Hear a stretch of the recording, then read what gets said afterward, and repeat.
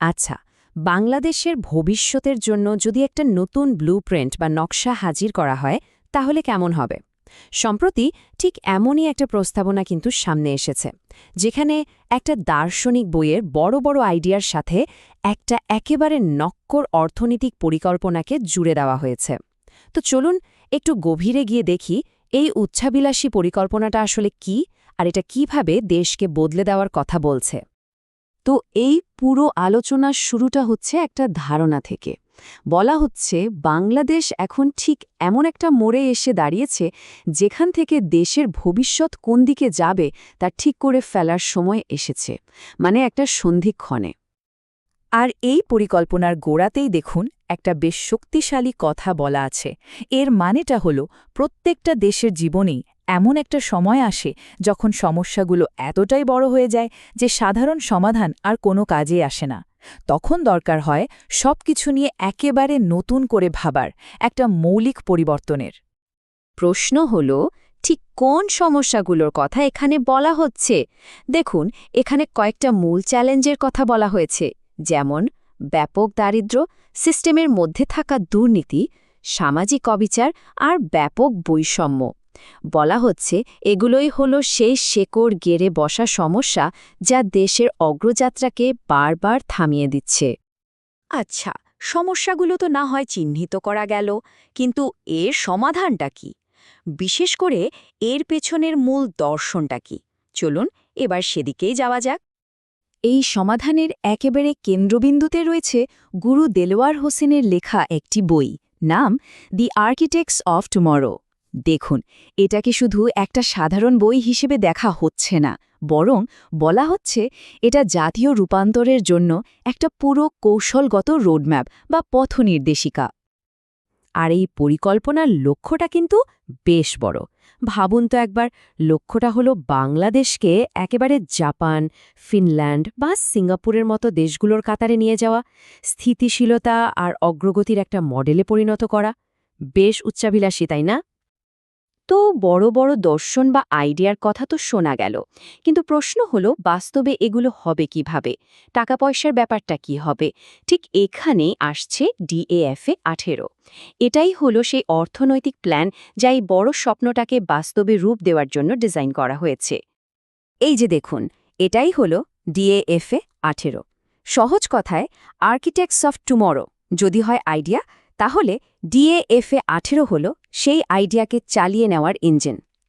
এর লোগোটা দেখলেই বোঝা যায় এর ফোকাসটা কোথায়: আন্তর্জাতিক বাণিজ্য আর অর্থনৈতিক ভারসাম্য রক্ষা করা। পুরো DAFA 18 কৌশলটা মূলত দুটো বড় পিলারের উপর দাঁড়িয়ে আছে। এক, দেশের বড় বড় মেগা প্রজেক্টের যে বিপুল পরিমাণ ঋণ, সেটার সমাধান বের করা। আর দুই, আন্তর্জাতিক বাণিজ্যের ক্ষেত্রে একটা নতুন ব্যালেন্স বা ভারসাম্য তৈরি করা। আচ্ছা, চলুন তাহলে প্রথম স্তম্ভটা নিয়ে একটু বিস্তারিত আলোচনা করা যাক। মানে এই যে বড় বড় প্রকল্পের বিশাল ঋণের বোঝা, সেটা পরিশোধ করার জন্য ঠিক কী ধরনের পদ্ধতির কথা বলা হচ্ছে? এখানে কিন্তু একটা খুবই গুরুত্বপূর্ণ প্রশ্ন সামনে চলে আসে, আর DAFA 18 পরিকল্পনাটা ঠিক এই প্রশ্নটারই উত্তর দেওয়ার চেষ্টা করছে। প্রশ্নটা হলো, একটা দেশ তার বৈদেশিক মুদ্রার রিজার্ভ খালি না করে কিভাবে এই মেগা প্রজেক্টগুলোর দেনা শোধ করতে পারে। এই তুলনামূলক চিত্রটা দেখলে ব্যাপারটা আরও পরিষ্কার হবে। দেখুন, একদিকে আছে প্রচলিত পদ্ধতি, যেখানে আমরা সাধারণত দেশের রিজার্ভে থাকা ডলার বা অন্য বৈদেশিক মুদ্রা দিয়ে ঋণ শোধ করি। এতে রিজার্ভের উপর প্রচণ্ড চাপ পড়ে। আর অন্যদিকে আছে DAFA 18 প্রস্তাব। এখানে বলা হচ্ছে প্রকল্পের ঋণ শোধ করা হবে সেই প্রকল্প থেকেই যা আয় হবে তা দিয়ে। ফলে দেশের মূল রিজার্ভটা কিন্তু সুরক্ষিত থাকছে। একটা বাস্তব উদাহরণ দিলে কেমন হয়? ধরুন রূপপুর পারমাণবিক বিদ্যুৎ কেন্দ্রের কথা। এখানে একটা বেশ ইন্টারেস্টিং 50-50 ফর্মুলার কথা বলা হয়েছে। মানে ঋণের অর্ধেক শোধ করা হবে রাশিয়ার পছন্দের কোনো মুদ্রায়, আর বাকি অর্ধেক সেটা শোধ করা হবে বাংলাদেশে তৈরি পণ্য সরাসরি রাশিয়ায় রপ্তানি করে। এটা কিন্তু ঋণ শোধ আর বাণিজ্য দুটোকেই এক সুতোয় বাঁধার একটা দারুণ আইডিয়া। বেশ, ঋণের ব্যাপারটা তো বোঝা গেল।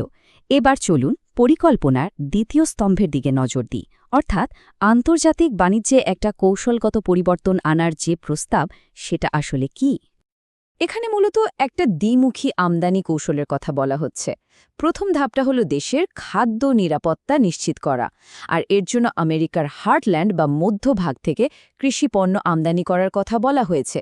আর দ্বিতীয় ধাপ, সেটা হলো দেশের অর্থনীতির মূল চালিকা শক্তি, অর্থাৎ গার্মেন্টস শিল্পের উৎপাদন খরচ কমানো, আর তার জন্য ইউরোপ থেকে কাঁচামাল আনার প্রস্তাব করা হয়েছে।